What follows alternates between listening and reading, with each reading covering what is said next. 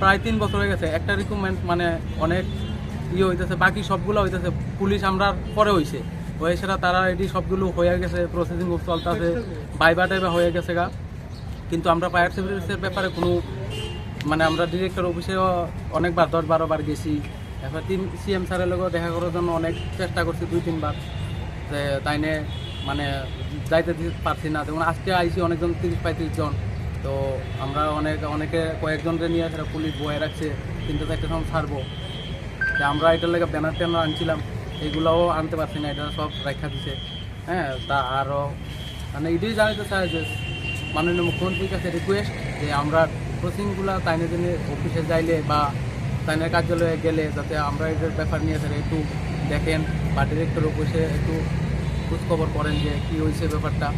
আগে মধ্যে আমরা ডিরেক্টর অফিসে জমা হয়েছে পরে দেওয়া কইছিল যে তোমরা এটা হয়ে যাবো গা, আর বেশি দিন না, দুর্গাপূজার পরে হইব। আমরা এটা লিয়ে স্যার করতেছি, সিএম স্যারের কাছে পাঠাইছি।